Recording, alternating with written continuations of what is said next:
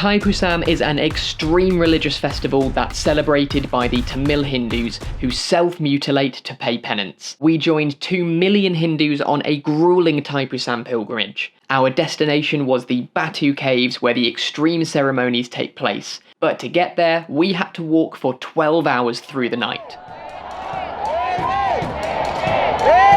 The procession's beginning to make its way out of the temple and the excitement is palpable.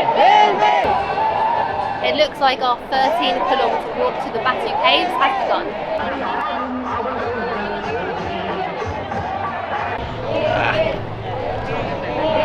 They're giving out free water. You're going to need this. This 13-kilometre pilgrimage is leading us to the Batu caves, which is a sacred Hindu site in Kuala Lumpur. There we're going to see some really interesting and extreme religious practices. I just hope we're ready for it.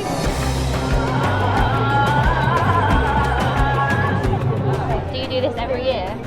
Yeah, every year. This is going to be a long walk, you know. Yeah, we know.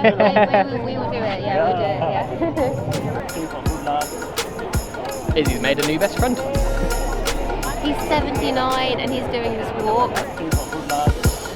This is a barefoot pilgrimage. Honestly, it seems to be about 50-50 barefoot and wearing shoes. And just to clarify, we are wearing shoes. We're not used to walking around barefoot and the street is really dirty, so we just don't feel comfortable without shoes on. While we're having a quick rest stop, I'm going to briefly explain exactly what Thaipusam is all about. It's a festival celebrated annually by a sect of Hindus called the Tamil. It's dedicated to Murugan, who was sent by Lord Shiva to vanquish the evil demon Surapadman. Okay, rest stop over. We've still got a long walk to get to the Batu caves. We've been walking for around 3 hours now and I feel like I should be very tired, but the atmosphere is very festive, everyone wants photos and selfies, so it's fun. Are you having fun? Absolutely, it's great.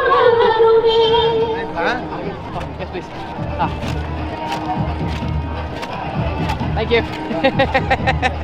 How is it this hot at midnight? I brought a jumper, I don't think I'm going to wear it. It's hard to go through. Oh, it stopped. They seem to do that every time we get here. Every time we find the guys with the drums, they stop. Why do they always seem to stop when we get here? Come on. There's another one. Go, go, go.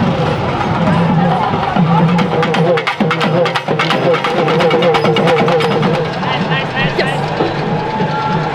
It's a very small, very specific mission to try and see one of these groups playing. Success! We've been walking pretty quickly and we finally moved far ahead in the procession enough for food. We've got some rice, some curry and I think some nuts, which is very much needed.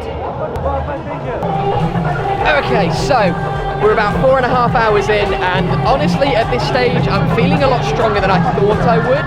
My feet are a little bit sore but I'm feeling good. It's now about 6 hours in and the excitement of the first couple of hours has worn off. It no longer feels festive and honestly it just feels a bit tiring and monotonous. This is the part of the walk where the weak fail and the strong prevail. Yeah. Oh God.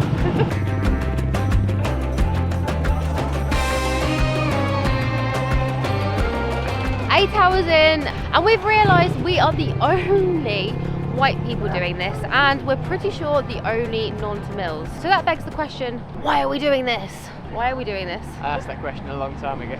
Everybody who experiences this as a tourist just goes to the Batu caves. But no, we had to walk the entire thing.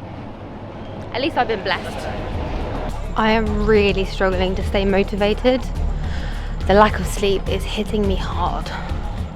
I feel like I'm going a bit crazy. I completely misjudged how tough this pilgrimage is and I have no idea if I can finish it. You okay? We're really close and I didn't want to have to stop again. Are you going to be sick? So close to getting there. Ugh. Okay, let's do it. One last push. Sure? Let's do it.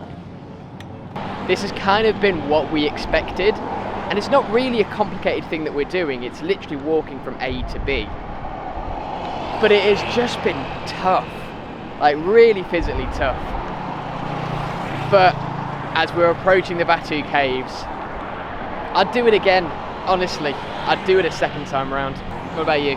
Let's do it next year. Well, maybe not next year, maybe the year after that. We are finally here! Many pilgrims had made it to the Batu caves before us, including the 79-year-old man we met at the start. He was enjoying a well-earned rest, but for most the festivities had just started. People danced wildly to beating drums, wagging their tongues and falling on the ground in prayer to Murugan. They stuck hooks in their backs and spears through their cheeks to vanquish their inner demons. Most impressive were the heavy wooden structures called kavadi. Weighing up to 30 kilograms, they're attached to your body through metal poles and hooks. I felt ashamed for struggling when these people were carrying such immense heavy loads. We began to climb the 272 steps up to the Batu caves, the final stage of the pilgrimage. Seeing the men carry kavadi inspired me to push for the finish. Other people had pal kudam, or milk pots, on their heads. We struggled up the last step. I was surprised by how big the caves were.